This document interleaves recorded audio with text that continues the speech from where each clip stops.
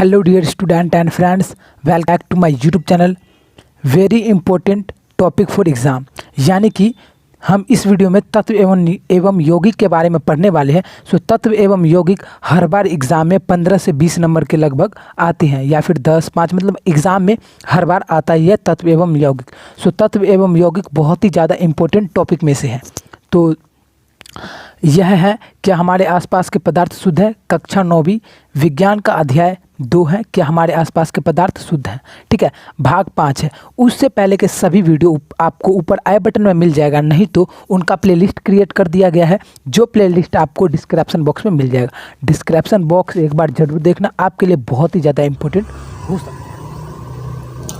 Notes के लिए आप ये जो जितना भी डिस्प्ले स्क्रीन पे आपको दिख रहा है उन सभी का स्क्रीनशॉट ले सकते हो। मीन्स जितने बार ये आएंगे उतने बार आप इनका स्क्रीनशॉट ले करके नोट्स बना सकते हो। तत्व पदार्थ का वह मूल रूप है जिसे रासायनिक प्रतिक्रिया द्वारा अन्य तरल पदार्थों में विभाजित नहीं किया जा सकता।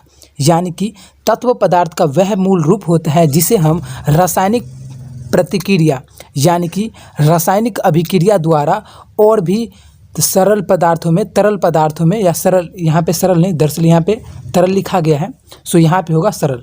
ठीक है, सरल पदार्थों में विभाजित नहीं कर सकते। ठीक है, विभाजित मतलब कि अलग नहीं कर सकते हैं। तत्वों को 3 भागों में वर्गीकृत किया गया है। तत्वों को कितने भाग में वर्गीकृत किया गया है? 3 भाग में। तो जिसमें पहला है धातु, दूसरा है अधातु और तीसरा है उपधातु, जिसे हम मिश्र धातु भी कहते हैं। ठीक है, तो तत्व को 3 भागों में वर्गीकृत किया गया है। तो चलिए इन तीनों भाग के बारे में फुल डिटेल में पढ़ते हैं। धातु। सो धातुओं के गुणधर्म देख लेते हैं। धातु के गुणधर्म, ये इंपॉर्टेंट टॉपिक है, हालांकि शायद से 7वीं की 8वीं से यह चलता आ रहा है। ठीक है, तो आप इसे जरूर समझें। यह चमकीली होती है। धातु जो होती है वह कैसी होती है? चमकीली, यानी कि धातु चमकती रहती है। यह ताप तथा विद्युत की सुचालक होती है। ताप तथा विद्युत की सुचालक का मतलब है कि विद्युत मीन्स कि उसमें से सुचालक का मतलब होता है कि उसमें करंट पास हो जाना, ऊष्मा पास हो जाना इत्यादि, ये सब जब इससे आरो पार पास हो जाते हैं या पार हो जाते हैं तो हम उसे बोलते हैं कि वह सुचालक है। ठीक है, और नहीं पार होती है तो हम उसे बोलते हैं कुचालक है। तो ताप तथा विद्युत की सुचालक होती है क्या? धातुएं। यह तन्य होती है। तन्य का मतलब होता है कि उन्हें खींच करके पतली तारों में परिवर्तित किया जा सकता है। मतलब कि धातु को खींच करके पतली तारों में परिवर्तित किया जा सकता है, मतलब पतली तारों में बदला जा सकता है। इसीलिए धातु कैसी होती है? तन्य होती है। यह अधातवर्धीय होती है। धातु कैसी होती है? अधातवर्धीय। और अधातवर्धीय क्या होती है? कि इसे हम पीट करके, ठीक है, पीट करके पतली चादरों में परिवर्तित कर सकते हैं। ठीक है, जिसे हम पीट करके पतली चादरों में परिवर्तित कर सकते हैं, उसे हम कहते हैं अधातवर्धीय या फिर अधातवर्धनीयता। ठीक है, तो धातु कैसी होती है? अधातवर्धनीयता। हम धातु को पीट करके पतली चादरों में परिवर्तित कर सकते हैं। उदाहरण के लिए आप एल्यूमिनियम ले सकते हो। ठीक है, एल्यूमिनियम पतला रहता है जो भी, तो उससे रोटियां लपेटते हैं। अगला है, यह प्रतिध्वनि पूर्ण होती है। धातु कैसी होती है? प्रतिध्वनि पूर्ण, अर्थात धातु को जब आप पटकोगे तो उसमें से एक आवाज़ आएगी। ठीक है, तो इसी का मतलब है कि धातु प्रतिध्वनित पूर्ण होती है। अब तत्व यानी कि धातु के कुछ उदाहरण देख लेते हैं। धातु के क्या उदाहरण हो जाएगा? सोना, चांदी, तांबा, लोहा, सोडियम, पोटेशियम इत्यादि। ठीक है, अब धातु आप समझ गए होंगे जिनमें चमक होती है, जिसे हम पीट करके पतली चादरों में परिवर्तित कर सकते हैं, जिसे खींच करके तार बना सकते हैं, यानी कि तन्यता। ठीक है, तो ये सब इनमें से कुछ गुण, ठीक है, ये जो आपको गुण देख रहे हैं, सो इनमें से कुछ गुण या फिर सभी गुण होंगे। ठीक है, इन गुण में से कुछ भी गुण या फिर सभी गुण होगा तो आप समझ लेना कि वह एक धातु है। सो अब आप आसानी से धातुओं की पहचान भी कर सकते हो। तो ज्ञान कभी भी वेस्ट नहीं जाता है। तत्व का दूसरा भाग है हमारा अधातु। ठीक है, अधातु। पहले अधातुओं के गुणधर्म देख लेते हैं। यह भिन्न रंगों की होती है। अधातु जो होती है वे अलग अलग रंगों की होती है, काली, पीली, नीली, ग्रीन, मतलब हर एक प्रकार की अलग अलग रंगों की होती है। यह ताप तथा विद्युत की कुचालक होती है। जैसा कि मैंने आपको कुचालक का मतलब बता दिया कि उधर से कोई करंट पास नहीं हो सकता है। ठीक है, मतलब वो खुद जल जाएगा, आगे वाले को वो ऊष्मा नहीं दे सकता। ठीक है, यह चमकीली नहीं होती है। अब अधातु जो होती है चमकीली नहीं होती है, अर्थात अधातु चमकती नहीं है, उसमें से चमक नहीं आती है।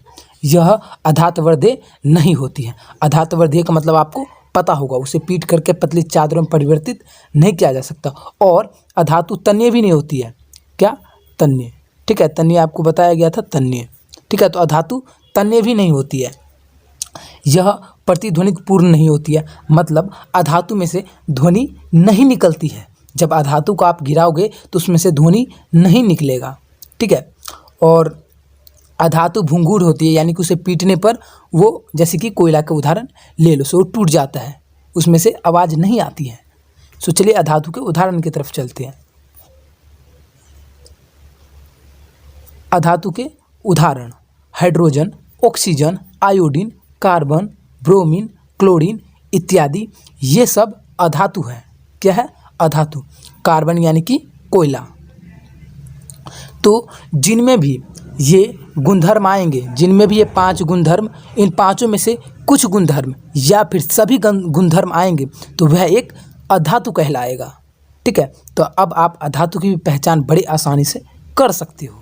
नेक्स्ट, तीसरा है हमारा उपधातु। ठीक है, उपधातु कुछ तत्व धातु और अधातु दोनों के बीच के गुणों को दर्शाती हैं, जिन्हें उपधातु कहा जाता है। कुछ तत्व जो होता है वह धातु का भी गुण दिखाता है और अधातु का भी, तो उन दोनों के बीच का गुण दिखाता है, या फिर थोड़ा धातु के दिखाते हैं और थोड़ा उपधातु के दिखाते हैं, सॉरी अधातु के दिखाते हैं, तो हम उन्हें क्या कहते हैं? उपधातु या फिर मिश्र धातु। ठीक है, जो थोड़ा अधातु और उपधातु के गुण, जो थोड़ा धातु और अधातु के गुण दिखाए उसे हम उपधातु कहते हैं। अब उपधातु का उदाहरण हो जाएगा सिलिकॉन, जर्मेनियम इत्यादि, ये सब हमारे हो जाएंगे उपधातु या मिश्र धातु के उदाहरण। सो अगला हमारा वेरी इंपॉर्टेंट टॉपिक है यौगिक। यौगिक, ठीक है, तो यौगिक 2 या 2 से अधिक पदार्थ जब एक निश्चित अनुपात में रासायनिक क्रिया करके एक नए पदार्थ का निर्माण करते हैं तो इस प्रकार बने इस नए पदार्थ को यौगिक कहा जाता है। यौगिक किसे कहते हैं? जब 2 या 2 से ज़्यादा पदार्थ एक निश्चित अनुपात में रासायनिक अभिक्रिया करके एक नया पदार्थ बनाता है तो वह जो पदार्थ होता है उसी नए पदार्थ को हम कहते हैं यौगिक। सो ये यौगिक की परिभाषा है, आप इसका स्क्रीनशॉट ले सकते हो।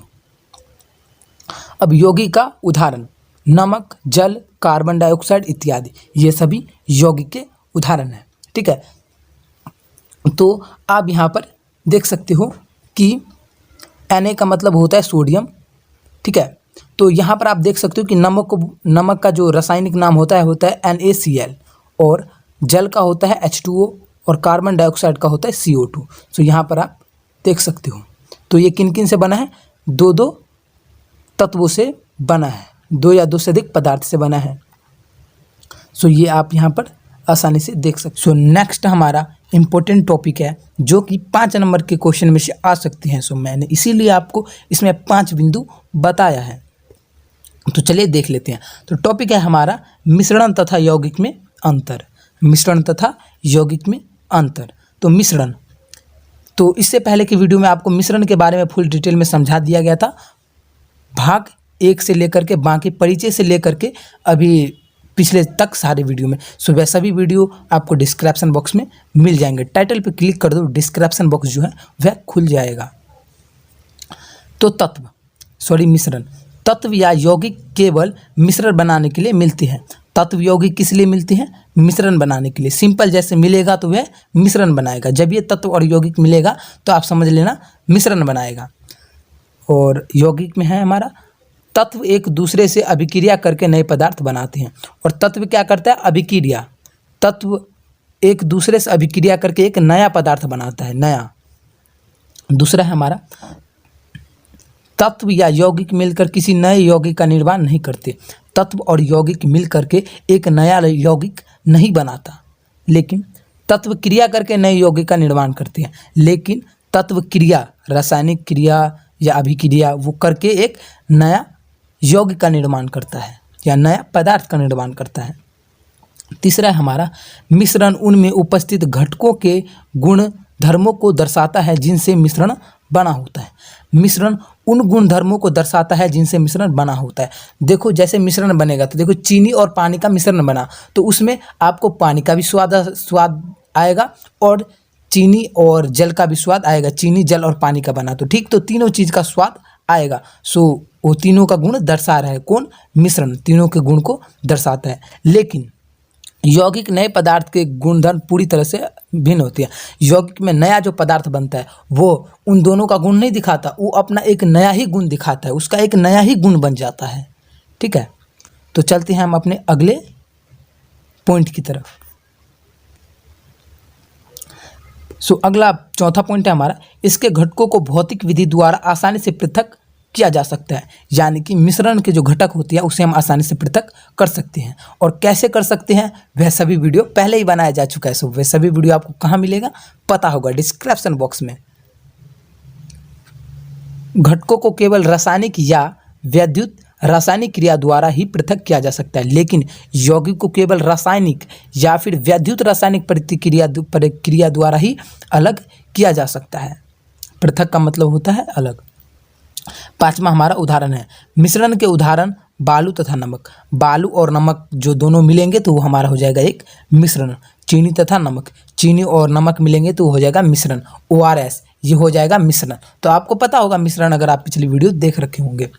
अब यौगिक का उदाहरण क्या है आपको कमेंट करके बताना है, क्योंकि मैं यौगिक का जो उदाहरण है वो बता चुका हूँ यौगिक वाले टॉपिक में। नहीं देखे हैं तो वीडियो को स्किप कीजिए या फिर डिस्क्रिप्शन बॉक्स में लिंक मिल जाएगा यौगिक, वहाँ पर जो मिनट होगा या सेकंड उस पर क्लिक करोगे तो आप यौगिक पे पहुँच जाओगे। इसीलिए मैं बोलता हूँ डिस्क्रिप्शन बॉक्स से एक बार ज़रूर देखें। मैं आशा करता हूँ कि वीडियो में बताए गए सभी महत्वपूर्ण बिंदु आप समझ गए होंगे। वीडियो पसंद आए तो लाइक कीजिए एवं अन्य आने वाली वीडियो या फिर आने वाली वीडियो की सूचना सबसे पहले पाने के लिए आप हमारे यूट्यूब चैनल को सब्सक्राइब करके बेल आइकन को ऑल पे प्रेस कर सकते हैं, ताकि जैसी ही वीडियो अपलोड हो आपको सूचना मिल जाए सबसे पहले। नहीं तो आप हमारे टेलीग्राम ग्रुप में ज्वाइन हो सकते हैं, वहाँ पर मैं नोट्स भी प्रोवाइड करा दूंगा, नहीं तो क्वेश्चन पेपर प्रोवाइड करा ही दूंगा। और जैसे ही वीडियो अपलोड होगा मैं टेलीग्राम ग्रुप में सेंड कर दूंगा। Thanks for watching.